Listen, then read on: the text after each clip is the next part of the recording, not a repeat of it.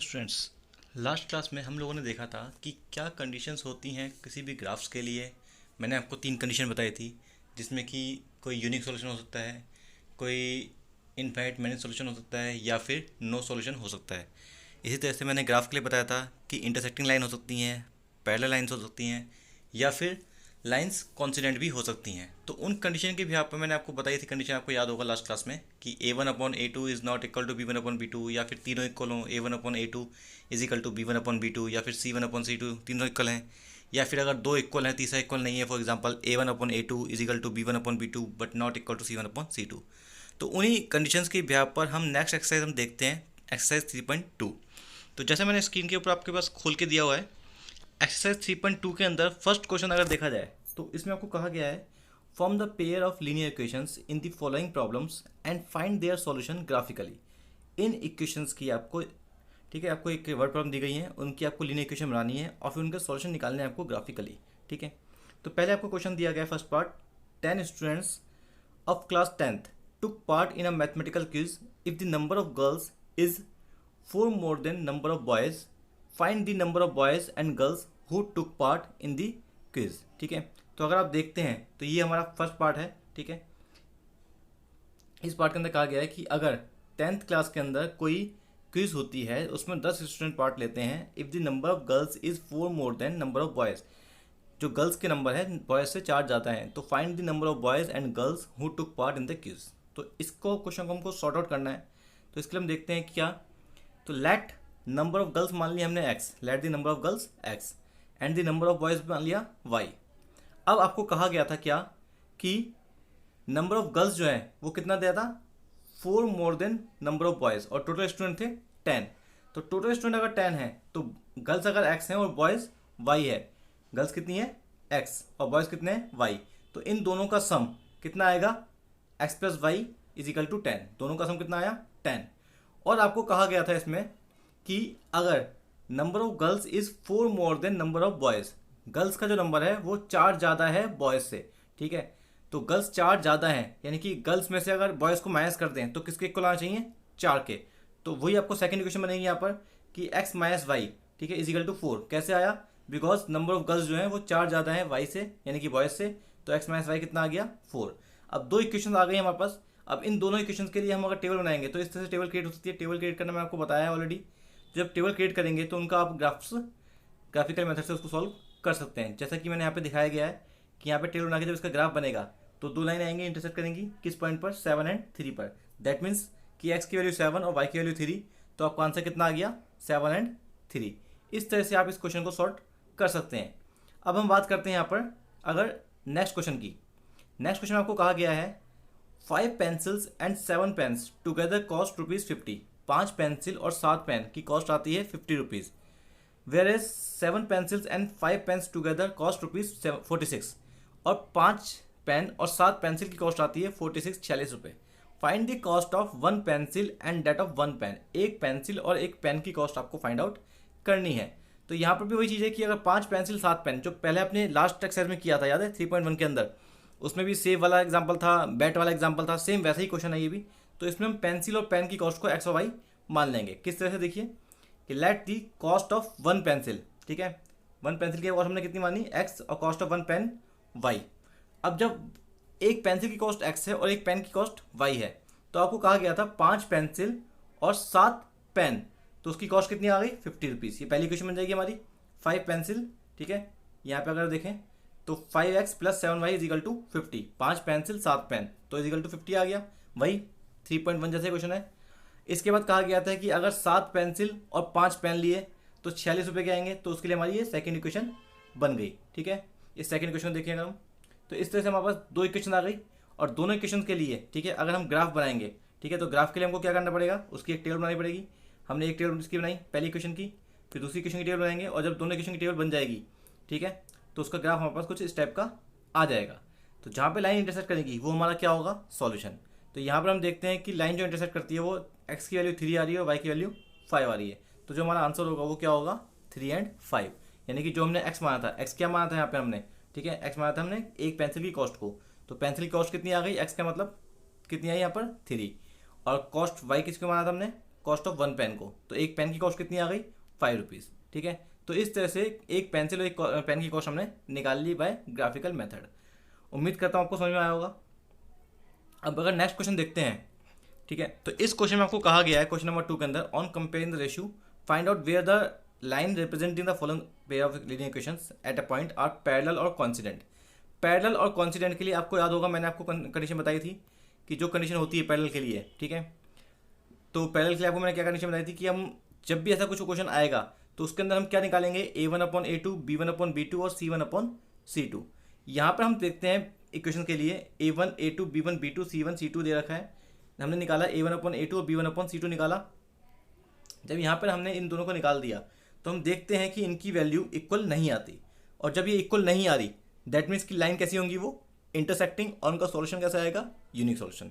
इस तरह से हमको ये क्वेश्चंस करने हैं। ठीक है, अगले क्वेश्चन में भी कहा गया है 3 पार्ट्स हैं इसके अंदर, तीनों पार्ट्स में आपको यही करना है कि a1/a2, b1/b2 और c1/c2 निकालेंगे। अगर वो इक्वल आता है तो उसके अकॉर्डिंग कंडीशन के अकॉर्डिंग आपको चेकआउट करना है। क्वेश्चन नंबर 3 की बात की जाए तो 3 में भी आपको यही कहा गया है, देखिए, on comparing the ratios find out whether the following pair of linear equations are consistent और इनकंसिस्टेंट। मैंने आपको ये भी बताया था कि कंसिस्टेंट और इनकंसिस्टेंट क्या होते हैं। जिनका सॉल्यूशन निकल सकता है वो क्या है, कंसिस्टेंट, और जिनका नहीं निकलेगा वो क्या है, इनकंसिस्टेंट। फॉर एग्जांपल हम बात करते हैं फर्स्ट पार्ट की। फर्स्ट पार्ट के अंदर a1/a2 निकाला हमने, b1/b2 निकाला और c1/c2 निकाला। तो यहाँ पर हम देखते हैं कि a1/a2 b1/b2 के इक्वल नहीं आया। जब नहीं आया तो ये क्या होगा, यूनिक सॉल्यूशन। सॉल्यूशन है मतलब, अगर है तो लीनियर इक्वेशन कैसी हो जाएंगी, ये कंसिस्टेंट। ठीक है, इस तरह सेकंड पार्ट में पहले दो इक्वल आए, a1/a2 equal to b1/b2, but c1/c2 equal नहीं आया, तो ये लाइन कैसे कहलाएंगी, पैरेलल। पैरेलल का मतलब कि इसका कोई सॉल्यूशन नहीं होगा, और जब सॉल्यूशन नहीं होगा तो इक्वेशन कैसे कहलाएंगी, वो इनकंसिस्टेंट। इस तरह से हमें कोई क्वेश्चन सॉल्व करने हैं। ठीक है, उम्मीद करता हूँ आप कर सकते हैं एनसीईआरटी से। यहाँ पर अगला क्वेश्चन है 4th, उसमें कहा गया है which of the following pairs of linear equations are consistent और इनकंसिस्टेंट। सेम वही चीज़ है, कंसिस्टेंट और इनकंसिस्टेंट चेक करना है। और अगर आपको कहा गया है इफ़ कंसिस्टेंट, अगर कंसिस्टेंट है तो उनका ग्राफ भी आपको बनाना है। इसमें कहा गया है ऑब्टेन द सॉल्यूशन ग्राफिकली, तो इस तरह से आप उसका हम सॉल्यूशन निकाल सकते हैं। अगर कंसिस्टेंट है तो ग्राफिकली उसका सॉल्यूशन हमको निकालना है। ठीक है, इसके बाद अगर हम आएंगे क्वेश्चन नंबर 5 पर। ठीक है, तो क्वेश्चन नंबर 5 में आपको कहा गया है half the perimeter of rectangular garden whose length is 4 metre then its width is 36 metre, find the dimension of garden. पहले क्वेश्चन को समझिएगा कि किसी रेक्टेंगुलर गार्डन जिसकी लेंथ 4 ज़्यादा है उसकी विड्थ से, लेंथ जो है 4 मीटर ज़्यादा है उसकी विड्थ से, उस गार्डन की पेरीमीटर का हाफ 36 है। पेरीमीटर का हाफ 36 दिया गया है, तो हमने लेट विड्थ मान ली x और लेंथ मान ली y। लेट विड्थ भी था, ठीक है, गार्डन भी x एंड लेंथ भी था y। अब हम बात करते हैं यहाँ पर कि अगर हमने इसको मान लिया तो इसके अकॉर्डिंग, क्वेश्चन के अकॉर्डिंग कहा गया था कि जो विड्थ थी इसकी, देखिए आप यहाँ पे कहा गया था कि whose length is 4 metre more than width.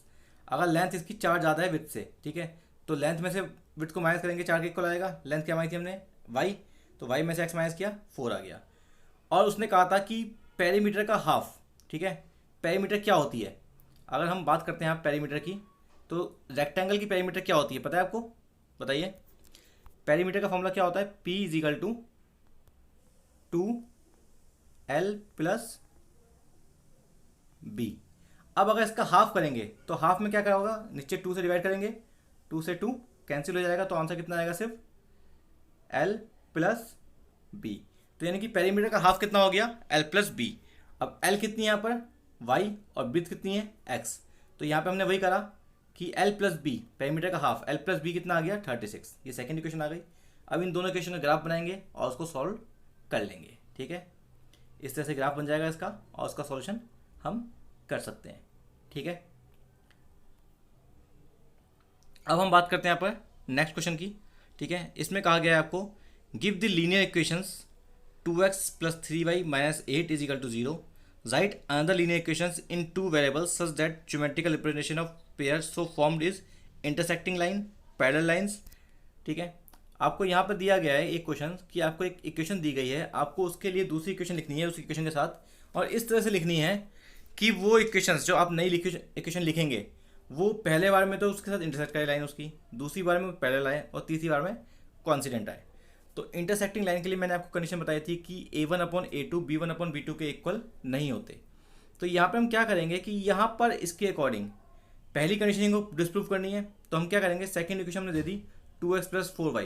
यहाँ पे देखो हमने A1 और A2 दोनों इक्वल रखे, बट B1 के अंदर हम चेंज कर दिया, और जब चेंज कर दिया तो A1/A2 और B1/B2 ऑब्वियसली बात है सेम नहीं आएंगे, और जब सेम नहीं आएंगे तो इक्वेशन कैसी हो जाएगी, इंटरसेक्टिंग। इसके लिए आपको एक सिंपल ट्रिक बताता हूँ, ठीक है। आप इसमें क्या कर सकते हैं, ये तो सिंपल है कि आपने इसको अलग कर दिया, इसका एक का डबल कर दो, एक का डबल मत करो, ऐसा भी कर सकते हैं हम, ठीक है। अब दूसरा करते हैं हम इसका सेकेंड, मान लो इसका हमने कहा कि एक इक्वेशन बताता हूँ मैं आपको इंटरसेक्टिंग लाइन की। यहाँ पे इसने दिया था कि 2x + 4y - 6, बट ये नहीं कि आप यही लिखेंगे। मैं सपोज देता हूँ आपको यहाँ पर एक इक्वेशन, ठीक है, 4x, ठीक है, प्लस 3y - 8 = 0। तो ये इक्वेशन भी क्या होगी, इंटरसेक्ट करेगी। क्यों? बिकॉज जब यहाँ पे आप A1/A2 निकालेंगे, ठीक है, A1/A2 निकालेंगे और B1/B2 निकालेंगे, तो उसका आंसर आपका डिफरेंट आएगा, ठीक है। इसी तरह से हम देखते हैं यहाँ पर पैरेलल लाइंस के लिए। पैरेलल लाइंस में क्या करना है आपको, सिंपल, कि जो इक्वेशन दे रखी है A1 का डबल कर दो, B1 का डबल कर दो, और C1 का ऐसे छोड़ दो, C1 का डबल मत करो, सिंपल सी ट्रिक, ठीक है। थर्ड लाइन कॉन्सिडेंट के लिए देखें तो आप तीनों को डबल कर दो, जब तीनों को डबल आ जाएगा तो तीनों का रेशियो इक्वल आ जाएगा। तो यहाँ पे बेसिकली हमको रेशियो इक्वल करना होता है। मैंने आपको बोल रहा हूँ कि डबल कर दो या ट्रिपल कर दो, तो आपकी मर्जी है, आप ट्रिपल करो, डबल करो, 4 टाइम्स करो, हाफ करो, कुछ भी करो, लेकिन जो करोगे वो सब में करोगे, इस तरह से देखना पड़ेगा आपको। जैसे कि अगर आपको इंटरसेक्टिंग लाइन चाहिए तो उसमें पहले वाले का कर दोगे तो दूसरे वाले का नहीं करोगे, ताकि इक्वल ना आए। आपको पैरेलल लाइन चाहिए तो 2 का कर दोगे डबल, ठीक है, A1 और B1 का, बट C1 का नहीं करोगे। क्यों? बिकॉज अगर आपने तीनों का कर दिया तो वो क्या हो जाएंगे, कॉन्सिडेंट। तो कॉन्सिडेंट लाइन के लिए आप तीनों को डबल कर दोगे, ठीक है। जैसे 2x + 3y - 8 दिया हुआ है, आपने 2 का डबल कर दिया 4x, 3 का डबल कर दिया 6y, और 8 का डबल कर दिया -16। तो ये जो सबका डबल करके लिखा आपने, ऐसी इक्वेशन जो बनेगी, फॉर एग्जाम्पल मैं लिख देता हूँ आपको यहाँ पर, सपोज मैं लिख रहा हूँ 4x + 6y - 16 = 0, ठीक है।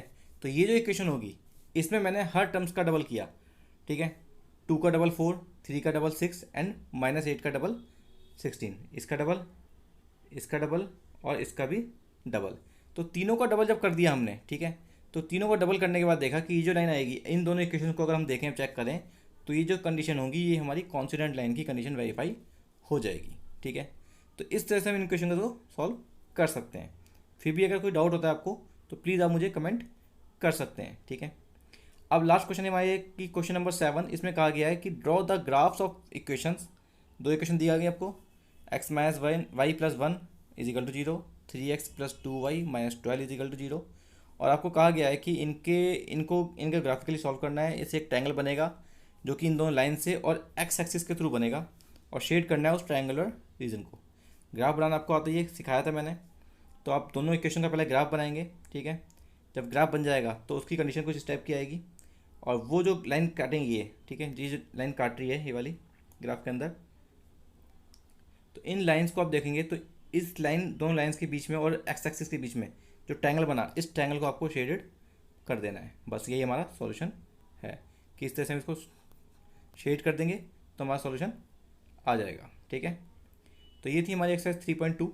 अगर आपको लगता है कि वीडियोस इस तरह से हम एक्सरसाइज को सॉल्व कर सकते हैं, मैं आपको सॉल्यूशन दे सकता हूँ इस तरह से एक्सरसाइज का, अगर आपको पसंद आता है कि आप इस तरह से करना चाहेंगे तो मुझे बताइएगा। अदरवाइज़ आप खुद सॉल्व करना चाहते हैं वीडियोज़ में, या एक्सरसाइज को खुद सॉल्व करना चाहते हैं, तो भी मुझे कमेंट कीजिएगा, प्लीज़ बताइएगा। लेकिन कमेंट जरूर कीजिएगा अगर आपको लगता है कि इस तरह से आप सॉल्यूशन दीजिए। आपको मैं आगे की वीडियो के अंदर भी कंसेप्ट वैसे ही क्लियर करूँगा बोर्ड पर, ठीक है, लेकिन सॉल्यूशन में इस तरह से स्क्रीन रिकॉर्ड करके दे दूँगा आपको, ठीक है, ताकि प्रॉब्लम ना आए। फिर भी अगर आपको लगता है कि आपको इस तरह से सॉल्यूशन नहीं चाहिए तो मुझे प्लीज़ कमेंट कीजिएगा, ताकि आगे फिर मैं उसी के अकॉर्डिंग वीडियो बनाऊँगा। Thank you.